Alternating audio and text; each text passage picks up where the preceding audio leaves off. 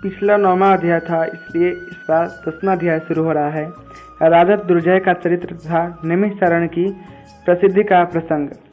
भगवान बराह कहते हैं, पृथ्वी उस समय मुनिवर गौरमुख के परम उत्तम आश्रम को देखकर राजा दुर्जय ने सोचा, इस परम मनोहर आश्रम में चलूं और इसमें रहने वाले अनुपम ऋषियों के दर्शन करूं। यह विचार कर राजा दुर्जय आश्रम के भीतर चले गए। मुनिवर गौरमुख धर्म के साक्षात स्वरूप थे। आश्रम में राजा दुर्जय के आने पर मुनि का हृदय आनंद से भर उठा। उन्होंने राजा का भली भांति सम्मान किया। स्वागत सत्कार के पश्चात परस्पर कुछ वार्तालाप प्रारंभ हुआ। मुनिवर ने कहा, महाराज, मैं यथाशक्ति अनुयायियों सहित आपको भोजन पान कराऊंगा। आप हाथी घोड़े आदि वाहनों को मुक्त कर दें और यहाँ पधारे। ऐसा कहकर मुनिवर गौरमुख मौन हो गए। उन मुनि के प्रति श्रद्धा होने से राजा दुर्जय के मन में भी आतिथ्य स्वीकार करने की बात जच गई। अतः अनुचरों के साथ वे वहीं पर रह गए। उनके पास 5 अक्षौहिणी सेना थी। राजा दुर्जय सोचने लगे, ये तपस्वी ऋषि मुझे यहाँ क्या भोजन देंगे। इधर राजा को भोजन के लिए निमंत्रित करने के पश्चात विप्रवर गौरमुख भी बड़ी चिंता में पड़ गए। वे सोचने लगे, मैं अब राजा को क्या खिलाऊंगा। महर्षि गौरमुख निरंतर भगवत भाव में तल्लीन रहते थे। अतएव उनके मन में चिंता उत्पन्न होने पर उन्हें देवेश्वर जगत प्रभु भगवान नारायण की याद आई। मन ही मन उन्होंने भगवान नारायण का स्मरण किया और गंगा के तट पर जाकर उन जगदीश्वर प्रभु की स्तुति करने लगे। पृथ्वी ने पूछा, भगवान, विप्रवर गौरमुख ने भगवान विष्णु की किस प्रकार स्तुति की। इसको सुनने के लिए मुझे बड़ा कौतूहल हो रहा है। भगवान बराह बोले, पृथ्वी, गौरमुख ने भगवान की इस प्रकार उपासना की, जो पीताम्बर धारण करते हैं, आदि रूप हैं तथा जल के रूप में जो अभिव्यक्त होते हैं, उन सनातन भगवान विष्णु को मेरा बारंबार नमस्कार है। जो घटघट के वासी हैं, जल में शयन करते हैं, पृथ्वी, तेज, वायु एवं आकाश आदि महाभूत जिनके स्वरूप हैं, उन भगवान नारायण को मेरा बारंबार नमस्कार है। भगवान आप संपूर्ण प्राणियों के आराध्य और सबके हृदय में स्थित हैं। अंतर्यामी परमात्मा के रूप में विराजमान हैं। आप ही ओमकार तथा वसटकार हैं। प्रभु, आपकी सत्ता सर्वत्र विद्यमान है। आप समस्त देवताओं का आदि कारण हैं, पर आपका आदि कोई नहीं है। भगवान, भूव स्वः जन्मः तप और सत्य ये सभी लोक आप में स्थित हैं। अतः चराचर जगत में आप ही आश्रय पाता है। आपसे ही संपूर्ण प्राणी समुदाय, चारों वेद तथा सभी शास्त्रों की उत्पत्ति हुई है। यज्ञ भी आप में ही प्रतिष्ठित है। हे जनार्दन, पेड़ पौधे, वनौषधियाँ, पशु पक्षी और सर्प, इन सब की उत्पत्ति आपसे ही हुई है। हे देवेश्वर, यह दुर्जय नाम का राजा मेरे यहाँ अतिथि रूप से प्राप्त हुआ है। मैं इसका आतिथ्य सत्कार करना चाहता हूँ। भगवान, आप देवताओं के भी आराध्य और जगत के स्वामी हैं। मैं नितांत निर्धन हूँ, फिर भी आपसे ही मेरी भक्ति और विनय पूर्ण प्रार्थना है कि आप मेरे यहाँ अन्न आदि भोज्य पदार्थों का संचय कर दें। मैं अपने हाथ से जिस चीज वस्तु का स्पर्श करूं और आँख से जिस चीज पदार्थ को देख लूं, वह चाहे काठ अथवा तीर्ण ही क्यों न हो, वह तत्काल चार प्रकार के सूपक अन्न के रूप में परिणत हो जाए। हे परमेश्वर, आपको मेरा नमस्कार है। भगवान, इसके अतिरिक्त यदि मैं किसी दूसरे पदार्थ का भी मन में चिंतन करूं तो वह सब का सब मेरे लिए सद्य प्रस्तुत हो जाए। भगवान बराह कहते हैं, पृथ्वी, इस प्रकार जब मुनिवर गौरमुख ने जगत प्रभु भगवान श्री हरि की स्तुति की तो वे अत्यंत प्रसन्न हो गए और उन महाभाग केशव ने अपना श्रेष्ठ रूप गौरमुख को प्रत्यक्ष दिखलाया और कहा, विप्रवर, जो चाहा वो वर मांग लो। यह सुनकर मुनि ने ज्यों ही अपने नेत्र खोले त्यों ही उनको भगवान श्री हरि के परम आश्चर्यमय रूप का दर्शन हुआ। उन्होंने देखा भगवान जनार्दन अपने हाथों में गदा और शंख लिए हुए हैं। उनका श्री विग्रह पीताम्बर से शोभित है। वे गरुड़ पर बैठे हुए हैं और तेजस्वी तो इतने ही है कि 12 सूर्यों का प्रकाश भी उनके सामने कुछ भी नहीं है। अधिक क्या बोलें, यदि आकाश में 1000 सूर्य एक साथ उद्भित हो जाए तो कदाचित उनका वह प्रकाश उन विसूर्य परमात्मा के प्रकाश का सदृश हो जाए। अनेक रूपों में व्यक्त संपूर्ण जगत उन श्रीहरि के श्री विग्रह में एकाकार रूप में स्थित था। देवी, भगवान श्रीहरि के ऐसे अद्भुत रूप को देखते ही मुनिवर गौरमुख के नेत्र आश्चर्य से खिल उठे। मुनि ने उनको सिर झुकाकर प्रणाम किया और हाथ जोड़कर कहने लगे, भगवान, आप मुझे आपसे भगवान, अब मुझे आपसे किसी प्रकार के वर की इच्छा शेष नहीं रह गई। मैं केवल यही चाहता हूँ कि इस समय राजा दुर्जय को जिस किसी भी भांति मेरे आश्रम पर अपने सैनिकों और वाहनों के साथ भोजन प्राप्त हो जाए। कल तो वह अपने घर चला ही जाएगा।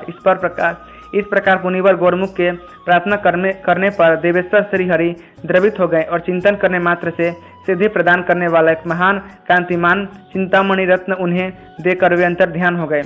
इधर गौरमुख भी अपने अनेक ऋषि महर्षियों से सेवित पवित्र आश्रम में पधारे।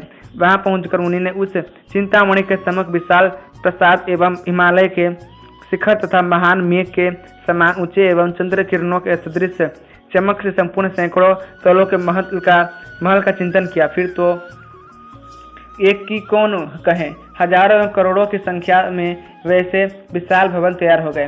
कारण गौरमुख को भगवान श्री हरि से वर मिल चुका था। महलों के आसपास चार दीवारियां बन गई। उनके बगल में सटे ही वन उन महलों की शोभा बढ़ाने लगे। उन उद्यानों में कोकिले तथा अनेक प्रकार के पक्षी भी आ बसे।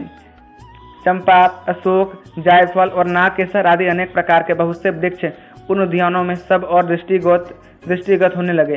हाथियों के लिए हथसार तथा घोड़ों के लिए घुड़सार का निर्माण हो गया। इस सबका संचय हो जाने पर गौरमुख ने सब प्रकार के भोज्य पदार्थों का चिंतन किया। फिर उस मणि ने भक्ष्य, भोज्य, लेह्य एवं चौसे प्रभृति अनेक प्रकार के अन्न तथा परोसने के लिए बहुत से स्वर्ण पात्र ही प्रस्तुत कर दिए। ऐसी सूचना मुनिवर गौरमुख को मिल गई। तब उन्होंने परम तेजस्वी राजा दुर्जय से कहा, महाराज, अब आप अपने सैनिकों के साथ महलों में पधारें। मुनि की आज्ञा पाकर राजा दुर्जय ने उस परम विशाल गृह में प्रवेश किया जो पर्वत के समान ऊंचा जान पड़ता था। राजा के भीतर चले जाने पर अन्य सेवक गण भी यथाशीघ्र अपने अपने गृहों में प्रविष्ट हो गए। तदंतर जब सबके सब महल में चले गए तब फिर मुनिवर गौरमुख ने उस दिव्य चिंतामणि को हाथ में लेकर राजा दुर्जय से कहा, राजन, यदि अब आप स्नान भोजन करना चाहते हो तो मैं दास दासियों को आपकी सेवा में भेज दूं। इस प्रकार कहकर द्विजवर गौरमुख ने राजा के देखते देखते भगवान विष्णु से प्राप्त चिंतामणि को एकांत स्थान में स्थापित किया। शुद्ध एवं प्रभावपूर्ण उस चिंतामणि के वहां रखते न रखते हजारों दिव्य रूप वाली स्त्रियां प्रकट हो गईं। उन स्त्रियों के सभी अंग बड़े सुंदर, सुकुमार तथा अनुलेपनों से अलंकृत थे। उनके कपोल, केश और आंखें बड़ी सुंदर थी। वे सोने के पात्रों को लेकर चल पड़ी। इसी प्रकार कार्य करने में कुशल अनेकों पुरुष भी एक साथ ही राजा दुर्जय की सेवा के लिए अग्रसर हुए। अब वो तुरही आदि अनेक प्रकार के बाजे बजने लगे। जिस समय राजा दुर्जय स्नान करने लगे तो कुछ स्त्रियां इंद्र के स्नान काल के समान ही उनके सामने भी नाचने और गाने लगी। इस प्रकार दिव्य उपचारों के साथ महाभाग दुर्जय का स्नान कार्य संपन्न हुआ। अब राजा दुर्जय बड़े आश्चर्य में पड़ गया। वह सोचने लगा, ओहो, यह मुनि के तपस्या का प्रभाव है अथवा इस चिंतामणि का। फिर उसने स्नान किया, उत्तम वस्त्र पहने और भांति भांति कणों से बने भोजन को ग्रहण किया। उस समय मुनिवर गौरमुख ने जिस प्रकार राजा दुर्जय की सेवा एवं सत्कार किया, वैसे ही वे राजा के सेवकों की सेवा में भी संलग्न रहे। राजा अपने सेवकों, सैनिकों और वाहनों के साथ भोजन पर बैठा ही था कि इतने में भगवान भास्कर अस्ताचल को बधारे। आकाश लाल हो गया। अब शरद ऋतु के स्वच्छ चंद्रमा से मंडित रात्रि आई। ऐसा जान पड़ता था मानो सभी श्रेष्ठ गुणों से संपन्न रोहिणी नाथ उस रात्रि से अनुराग कर रहे हों। उनके साथ ही हरित किरणों से युक्त शुक्र और बृहस्पति भी उदित हो गए। पर चंद्रमा के साथ उनकी शोभा अधिक नहीं हो रही थी, क्योंकि प्राणियों की ऐसी धारणा है कि दूसरे के पक्ष में गया हुआ कोई भी व्यक्ति अपने भिन्न स्वभाव के कारण शोभा नहीं पाता। चंद्रमा की चमकती हुई किरणें सबको प्रसन्न करने में पूर्ण समर्थ है, किंतु उनसे भी सभी प्रेम नहीं करते। अब तक उन नरेश के सभी सेवक एवं वे स्वयं भी भोजन, वस्त्र और आभूषणों से सत्कृत हो चुके थे। अब उनके सोने के लिए बहुत से रत्न जड़ित पलंग भी भिन्न भिन्न कक्षों में उपस्थित हो गए। उन पर सुंदर गद्दे और चादरें भी बिछी थी। अपने हाव भाव से प्रसन्न करने वाली मनोहारिणी दिव्य स्त्रियां भी वहां सपर्या के लिए तत्पर थीं। राजा दुर्जय उस महल में गया, साथ ही अपने भृत्यों को भी जाने की आज्ञा दी। जब सभी महलों में चले गए तब वह प्रतापी राजा भी स्त्रियों से घिरा सुखपूर्वक शयन करने वाले इंद्र की तरह सो गया। इस प्रकार महात्मा गौरमुख के स्वागत सत्कार से प्रभावित परम प्रसन्न राजा तथा उनके सभी सेवक सो गए। रात बीत जाने पर राजा दुर्जय ने जगकर जब नेत्र खोले तो वे सुंदर स्त्रियां, सभी बहुमूल्य महल तथा उत्तम उत्तम पलंग वे सबके सब लुप्त हो गए थे। यह स्थिति देखकर दुर्जय को बड़ा आश्चर्य हुआ। मन में भी चिंता के बादल उमड़ आए और दुख की लहरें उठने लगी। यह मणि कैसे प्राप्त हो, इस प्रकार की चिंता की लहरियां उसके मन में बार बार उठने लगी। अंत में उसने निश्चय किया कि इस गौरमुख ब्राह्मण की यह मणि मैं हठपूर्वक छीन लूं। फिर वहां से चलने के लिए सबको आज्ञा दे दी। जब मुनि के आश्रम से निकलकर वह थोड़ी दूर गया और उसके वाहन तथा सैनिक सभी बाहर चले गए, तब दुर्जय ने विरोचन नाम के अपने मंत्री को मुनि के पास भेजकर कहलवाया कि गौरमुख के पास जो मणि है उसे वे मुझे दे। मंत्री ने मुनि से कहा, रत्नों के रखने का उचित पात्र राजा ही होता है, इसलिए यह मणि आप राजा दुर्जय को देते। मंत्री के ऐसा कहने पर गौरमुख ने क्रोध में आकर उससे कहा, हे मंत्री, तुम उस दुराचारी राजा दुर्जय से स्वयं मेरी बात